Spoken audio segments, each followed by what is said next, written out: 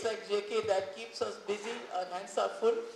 But still I thought I must come to Karnataka, firstly to congratulate the people here who have given us a ray of hope, I think for the whole country. More so for the people of J&K state, because we were the first and the worst ones to have been hit by the divisive and communal politics of the present government. And Karnataka people have shown us the way that the might of power, agencies, institutions can be defeated with your vote in a democracy.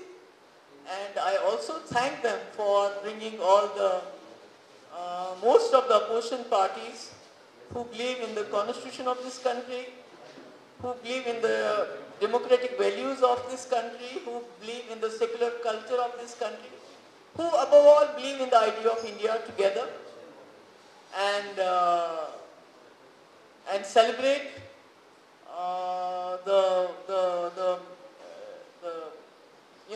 when we say India is the mother of democracy, we celebrated that it was Karnataka that gave us a chance after a long time to do that. I know, I have been to Karnataka. I have lived here for more than a year in early 90s, so I know the people here are very nice. They are very peace-loving. They are very secular.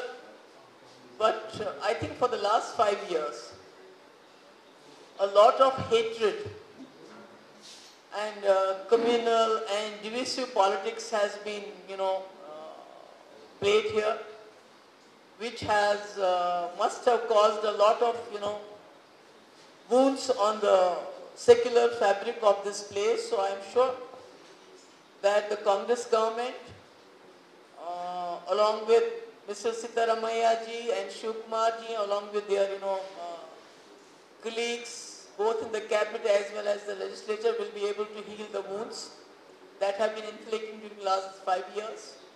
They have tried to, tear the fabric of, this society here. And it has really been a very good experience because everybody had somehow given up. But Karnataka has really shown us that there is still hope for the idea of India, for this country to survive.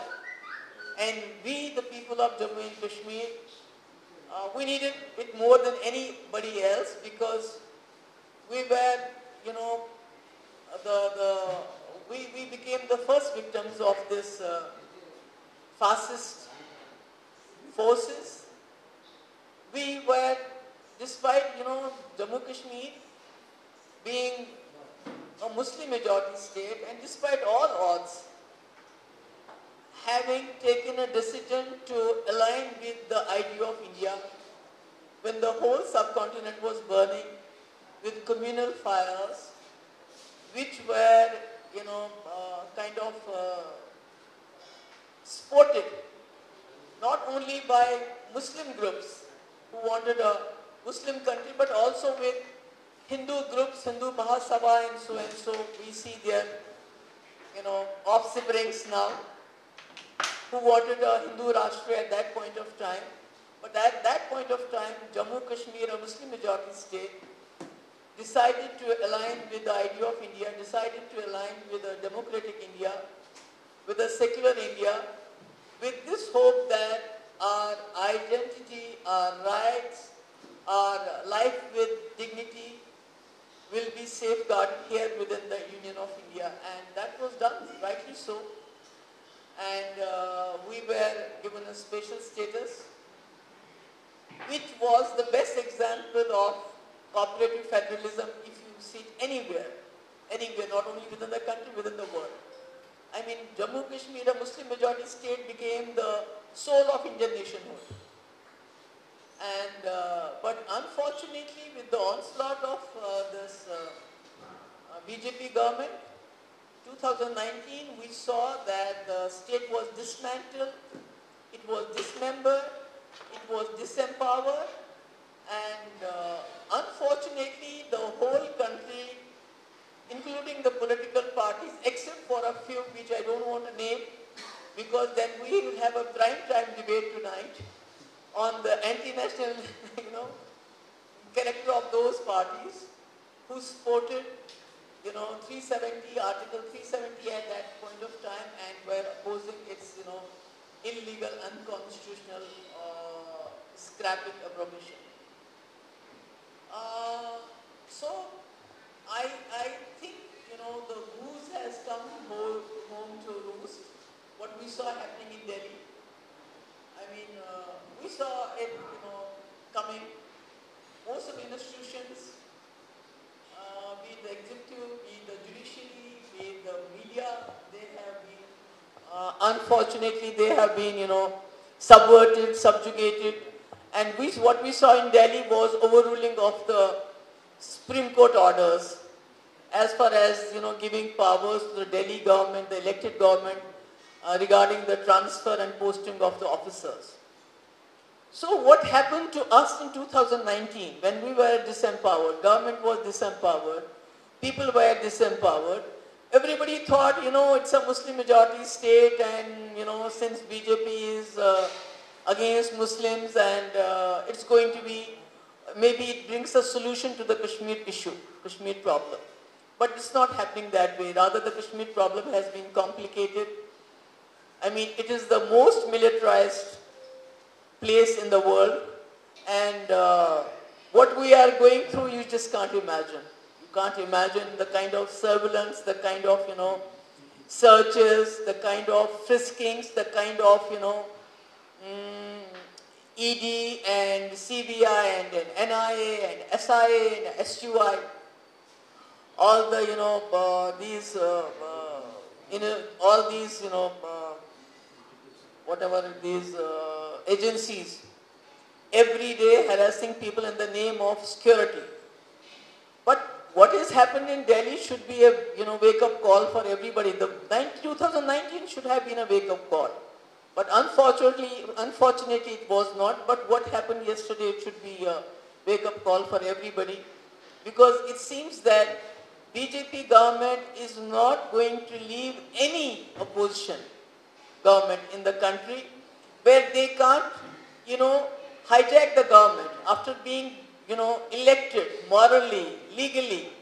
They buy the MLAs, they threaten them, they buy them over, but where they can't do that, because they were not able to do that in Delhi with the AAP party, so now they have found a different way of disempowering them. This is going to happen to everybody.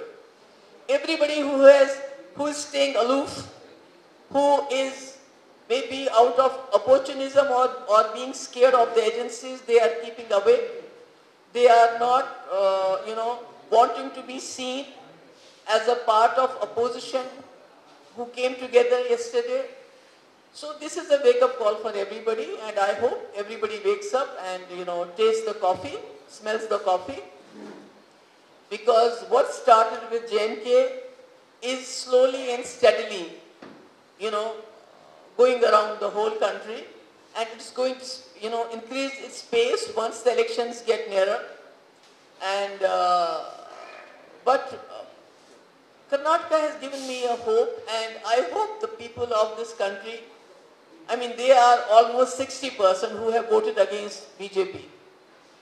They are going to wake up and learn from what the people of Karnataka have done. I know that it was Rahul Gandhi's yatra which laid the foundation for the results that we see today, but I think the people of Karnataka are to be complimented. I don't have any words to say, because everybody had given up. And the kind of, campaign the ruling party, the BJP, went about was, I have no words to express it, and the way Election Commission was just watching, I won't say helplessly, I will say with glee. They were not helpless at all, but it was something, that was very, very, it was very,